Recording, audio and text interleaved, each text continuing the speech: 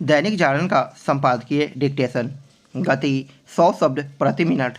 Start होगा 5 second बाद।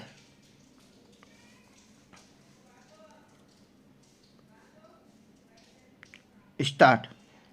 प्रवर्तन निर्देशालय यानी ईडी की ओर से नेशनल हेराल्ड मामले में एसोसिएटेड जर्नल्स लिमिटेड और यंग इंडियन की लगभग 752 करोड़ रुपए की संपत्ति जब्त करने के बाद कांग्रेस और भाजपा में आरोप प्रत्यारोप का सिलसिला छिड़ जाने पर आश्चर्य नहीं। जहां कांग्रेस ईडी की कार्रवाई को बदले की राजनीति बता रही है, वहीं भाजपा यह प्रश्न पूछ रही है कि आखिर गांधी परिवार ने नेशनल हेराल्ड की करोड़ों की संपदा को अपनी संपत्ति कैसे बना लिया। यह वह प्रश्न है जिसका उत्तर सामने आना ही चाहिए। कांग्रेस भले ही ईडी की कार्रवाई पर नाराजगी जताए, लेकिन इसकी अनदेखी नहीं की जा सकती कि नेशनल हेराल्ड मामले में सोनिया और राहुल गांधी जमानत पर हैं। एक तथ्य यह भी है कि दिल्ली की एक अदालत ने यह पाया था कि कांग्रेस नेताओं ने नेशनल हेराल्ड समेत अन्य समाचार पत्रों का प्रकाशन करने वाली कंपनी एसोसिएटेड जर्नल्स लिमिटेड को गलत तरीके से हथियाया। चूँकि कांग्रेस को इस मामले में उच्च न्यायालय और सर्वोच्च न्यायालय से भी राहत नहीं मिल सकी, इसलिए इसका अंदेशा गहराता है कि इस मामले में कुछ तो ऐसा है जिसके चलते कांग्रेसी नेता कटघरे में हैं। स्वतंत्रता से पहले कांग्रेस के शीर्ष नेताओं समेत करीब 5000 स्वतंत्रता सेनानियों ने मिलकर अंग्रेजी में नेशनल हेराल्ड, हिंदी में नवजीवन और उर्दू में कौमी आवाज़ नाम से समाचार पत्रों का प्रकाशन शुरू किया था। इन अखबारों का प्रकाशन करने वाली कंपनी एसोसिएटेड जर्नल्स लिमिटेड पर किसी एक नेता का मालिकाना अधिकार नहीं था। 2008 में उक्त अखबारों का प्रकाशन बंद हो गया क्योंकि एसोसिएटेड जर्नल्स लिमिटेड घाटे में चली गई। 2010 में कांग्रेस नेताओं ने यंग इंडिया लिमिटेड नाम से एक कंपनी बनाई जिसमें सोनिया और राहुल गांधी की हिस्सेदारी 38% थी।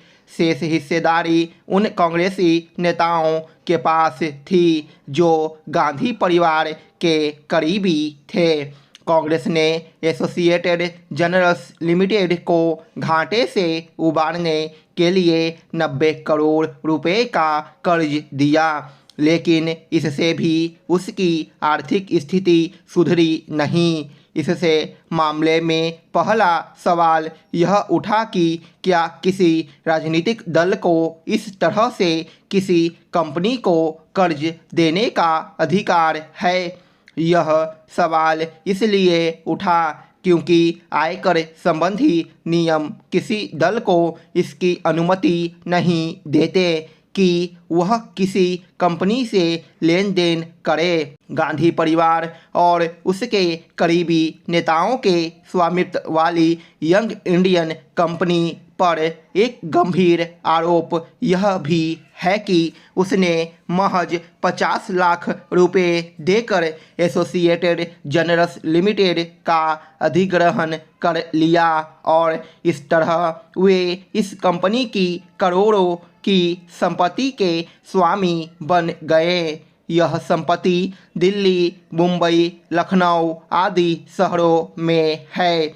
चूँकि अखबारों का प्रकाशन बंद होने के उपरांत इस संपत्ति का व्यावसायिक उपयोग किया जाने लगा, इसलिए गांधी परिवार पर यह आरोप भी लगा कि वह गलत तरीके से हथियाई गई कंपनी का व्यावसायिक उपयोग कर अवैध कमाई कर रहा है। यह स्वागत योग्य है कि सरकार राज्य के 25 लाख बच्चों को पढ़ाई में अव्वल बनाएगी। प्रारंभिक विद्यालयों में मिशन दक्ष योजना शुरू होने जा रही है। इस योजना के तहत प्रत्येक शिक्षक 5 कमज़ोर बच्चों को अतिरिक्त समय में पढ़ाएंगे।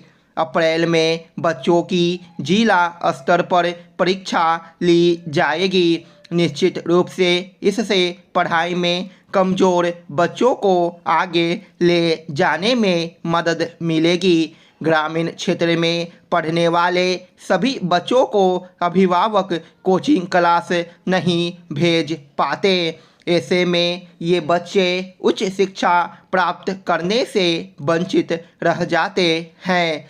ऐसे ही कमज़ोर विद्यार्थियों के लिए विद्यालयों में छुट्टी अथवा भोजनावकाश के बाद विशेष कक्षा चलेगी। समूह से अलग 5 बच्चों पर ही ध्यान केंद्रित करने से तय समय सीमा के अंदर इन्हें दक्ष बनाने में सहूलियत होगी।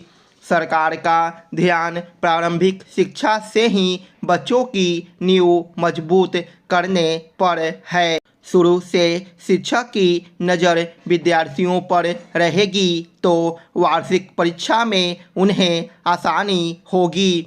बोर्ड परीक्षा में भी इसका असर दिखेगा और उत्तीर्ण होने वाले बच्चों की संख्या बढ़ेगी। प्रारंभिक, माध्यमिक और उच्च माध्यमिक विद्यालयों में कमज़ोर बच्चों को चिन्हित करने के लिए पहले से मासिक परीक्षा लेने की व्यवस्था है। मूल्यांकन के बाद उत्तर पुस्तिकाएं बच्चों को उपलब्ध कराई जा रही है। अभिभावकों को भी चाहिए कि वे अपने बच्चों की उत्तर पुस्तिका देखें। जहां कमी है उसे ठीक करने के लिए प्रेरित करें। शिक्षकों को भी चाहिए कि वे बच्चों को पढ़ाने पर ध्यान केंद्रित करें। स्टॉप।